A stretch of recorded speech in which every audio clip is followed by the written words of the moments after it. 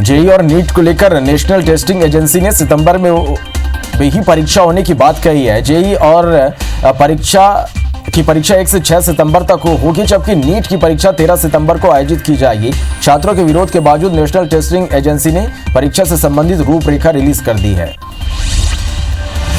Bollywood actor Sonu Sood ने tweet कर corona के खतरे को देखते हुए सरकार से नीट जेईई एग्जाम स्थगित करने की मांग की है। सोनू ने कहा कि कोविड-19 की स्थिति में हमें अत्यंत सावधानी बरतनी चाहिए, न कि स्टूडेंट की जिंदगी को खतरे में डालना चाहिए। सोनू सूद ने ट्वीट में कोविड-19 को ध्यान में रखते हुए परीक्षा को पोस्टपोन करने की अपील की है। दुनिया भर में कोरोना के मामले बढ़कर 2 करोड़ 40 लाख के पार पहुंच गया। वहीं कुल मौत का आंकड़ा 8,22,000 के पार पहुंच गया। अब तक दुनिया में 1 करोड़ 65 लाख से ज्यादा मरीज ठीक हुए हैं। एक दिन में 2.5 लाख नए मरीज मिले हैं। विश्व में अमेरिका, ब्राजील और भारत में सबसे ज्यादा मरीज सामने आ रहे हैं। देश में कोरोना के कुल पॉजिटिव केस 32.5 लाख के पार पहुंच गए। देश में अब तक लगभग 24.5 लाख से ज्यादा कोरोना के मरीज ठीक हो चुके हैं। वहीं कोरोना से देश में 59,000 से ज्यादा लोगों की मौत हो चुकी है। भारत में कोरोना के एक्टिव केस 7 लाख के पार पहुंच गए हैं। पिछले 24 घंटे में 66,000 से ज्यादा नए मरीज सामने आए हैं। मध्य प्रदेश में कोरोना के 1,389 नए मरीज मिले हैं। मध्य प्रदेश में अब तक 55,814 कोरोना संक्रमित मिल चुके हैं। मध्य प्रदेश में आज 19 कोरोना मरीजों की मौत से अब 1266 कोरोना मरीजों की मौत अब तक हो चुकी है। वहीं अब तक 42,310 मरीज स्वस्थ होकर घर जा चुके हैं। एक्टिव मरीजों की संख्या 12,225 पहुंच चुकी है। छत्तीसगढ़ में अब तक के कोरोना का रिकॉर्ड टूटा है। प्रदेश में 1287 नए कोरोना पॉजिटिव मरीज मिले हैं। प्रदेश में एक्टिव मरीजों की संख्या 9,249 पहुंच चुकी है। छत्तीसगढ़ में 15 कोरोना संक्रमितों की कल मौत हुई। राजधानी रायपुर में 455 नए मरीज मिले हैं। प्रदेश में अब तक 221 लोगों की मौत हो चुकी है। अब तक 23,341 संक्रमित मरीज मिले हैं। छत्तीसगढ़ विधानसभा के मानसून सत्र का आज दूसरा दिन है। गोधन न्याय योजना, किसान कर्ज माफी, शराबबंदी समेत कई मुद्दों की गूंज आज विधानसभा में सुनाई देगी। विधायक दल की बैठक में विपक्ष और सत्ता पक्ष ने रणनीति बनाई है। मध्य प्रदेश में सदस्यता अभियान पर सियासी गदर जारी है। आज ग्वालियर में कांग्रेस की प्रेस कॉन्फ्रेंस आयोजित है। कांग्रेस के बड़े नेता एक मंच पर होंगे। इस मंच से बीजेपी के आरोपों का जवाब दिया जाएगा। मध्य प्रदेश के देवास में 2 मंजिला मकान गिरने से 2 लोगों की मौत हो गई। मकान के मलबे से 11 लोगों को रेस्क्यू किया गया। मकान के मलबे से लोगों के बचाने का ऑपरेशन 10 दिन के बाद खत्म हुआ। राजधानी भोपाल की मनु आबन टेकरी पर आज सीएम शिवराज सिंह चौहान जल शोधन संयंत्र का लोकार्पण करेंगे। इस जल शोधन संयंत्र की क्षमता 50 MLD है। इसके साथ ही मंडी अधिनियम, मेट्रो रेल कंपनी लिमिटेड के संचालक मंडल से चर्चा करेंगे। छत्तीसगढ़ के कृषि मंत्री रविंद्र चौबे ने कहा कि आगामी दिनों में प्रदेश में कोरोना के चौंकाने वाले आंकड़े सामने आएंगे। साथ ही मंत्री ने कहा कि सरकार धारावी और दिल्ली मॉडल पर काम कर रही है। टेस्टिंग क्षमता बढ़ाई गई है। मंत्री ने कोरोना नियंत्रण का भी दावा किया है। छत्तीसगढ़ के बिलासपुर से जल्द हवाई सेवा शुरू होगी। नया राजधानी बिलासपुर में MP के भोपाल के बीच फ्लाइट चलेगी। भारत सरकार की कंपनी एयरलाइंस एयर इस रूट पर विमान उड़ाएगी। बिलासपुर सांसद अरुण साव ने इस मामले में जानकारी दी है।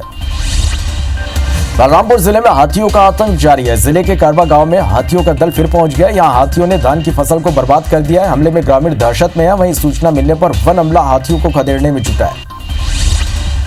भिलाई में छत्तीसगढ़ राज्य ग्रामीण बैंक के पूरे स्टाफ को कोरोना हो गया। बैंक में एक दिन पहले मैनेजर की रिपोर्ट पॉजिटिव आई थी, जिसके बाद जांच में बैंक के सभी 7 कर्मचारी की रिपोर्ट भी कोरोना पॉजिटिव आई है। कोरोना की पुष्टि होने के बाद बैंक के भिलाई शाखा को सील कर दिया गया है।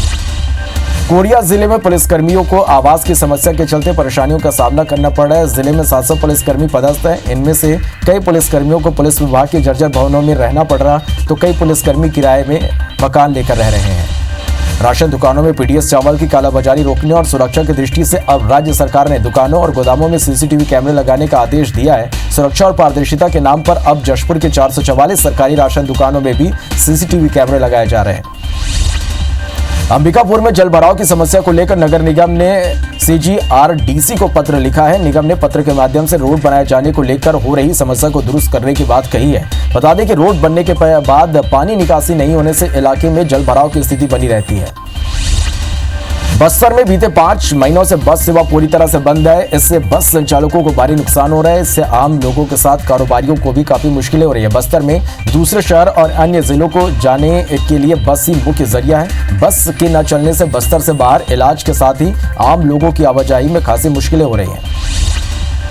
कोरिया जिले में पुलिस आवासों की कमी को लेकर जिले के एसपी चंद्रमोहन सिंह ने कहा कि पुलिस मुख्यालय जर्जर हो चुके भवनों की जानकारी देकर नए भवनों के लिए एक प्रस्ताव भेजा गया है। पुलिस कर्मियों ने शासन के स्पंद योजना को लेकर होने वाली बैठक में अपनी समस्याएं भी बताई है। जशपुर जिले में पीडीएस दुकानों में कालाबाजारी रोकने के लिए लगा रहे सीसीटीवी को लेकर विवाद शुरू हो गया। खाद्य अधिकारियों और सीसीटीवी सप्लायर पर पंचायतों में दबाव बनाने का आरोप है। सप्लायर पंचायतों में दबाव डालकर महंगे दामों में घटिया सीसीटीवी सेटअप सप्लाई कर रहे हैं। मामले में कलेक्टर ने एसडीएम को जांच के आदेश दिए हैं। धमतरी जिले के कुरुद क्षेत्र में अब विकास के लिए तरसने लगा है। यहाँ चर्रा रोड और मेघा की सड़कों की हालत काफी दयनीय हो गई है। बारिश के कारण सड़कों में जगह जगह गड्ढे हो गए हैं, जिससे आए दिन दुर्घटना की आशंका बनी रहती है। सड़कों की हालत को लेकर स्थानीय लोगों में काफी आक्रोश है।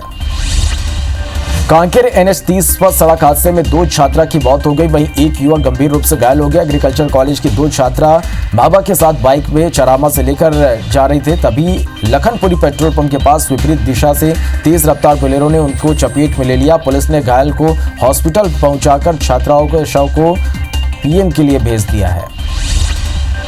रायगढ़ जिले में पीएम सम्मान निधि के फर्जी पंजीयन में जांच शुरू हो गई है। कलेक्टर के निर्देश पर जिला पंचायत ने राजस्व और कृषि विभाग की टीम बनाई है, जो किसानों का भौतिक सत्यापन करेगी। जिला पंचायत के अधिकारियों का कहना है कि सत्यापन के बाद फर्जी मिले किसानों के खिलाफ कार्रवाई की जाएगी।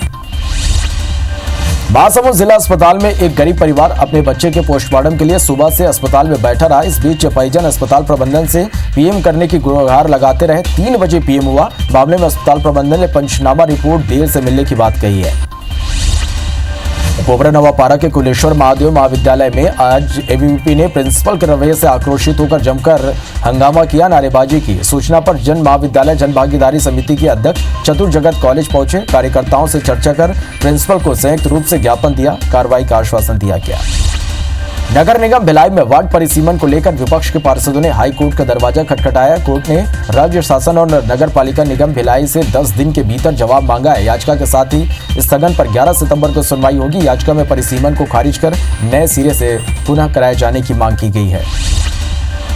बिलासपुर में सरगांव के चुनचुनिया की महिला पंचायत सचिव की हत्या कर दी गई। प्रारंभिक जांच में मुंह नाक दबाकर हत्या करने की आशंका जताई जा रही। महिला का शव घर में ही चादर में लपेटा हुआ मिला। मृतका चंदना डटसेना अपने बेटियों के साथ सकरी के उसलापुर में रहती थी।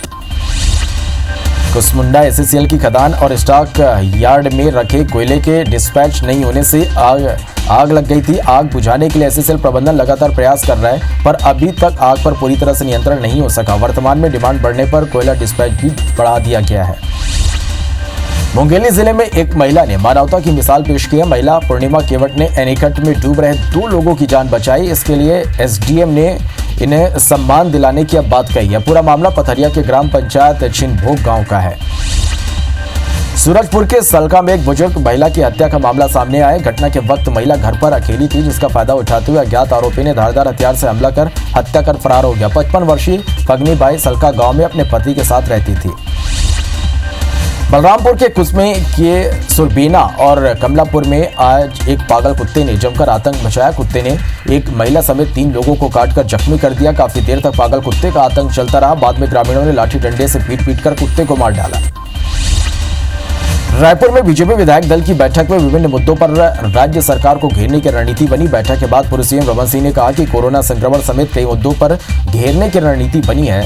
समिति समय में जनता के मुद्दों को सदन में उठाएगी। बीजापुर में कोरोना से 3 लोगों की मौत हो गई। वहीं अब तक 717 लोगों के सैंपल रिपोर्ट आना बाकी है। कोरोना को लेकर डॉक्टर्स लोगों से सावधानी बरतने की हिदायत दे रहे हैं। बीजापुर जिले में पिछले 1 सप्ताह के दौरान कोरोना से 2 लोगों की मौत हुई है।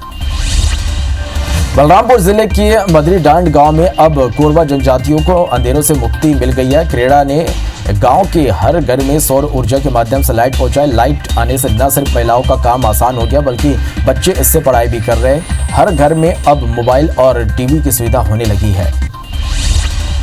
दुर्ग जिले में अब तक 2160 लोग कोरोना संक्रमित मिले हैं। वहीं 27 लोगों की मौत भी हो चुकी है। 865 एक्टिव मरीज है। भिलाई 3 बाजार चौक स्थित छत्तीसगढ़ राज्य ग्रामीण बैंक का पूरा स्टाफ कोरोना पॉजिटिव निकल गया। इसके बाद बैंक को निश्चित काल के लिए बंद कर दिया गया है।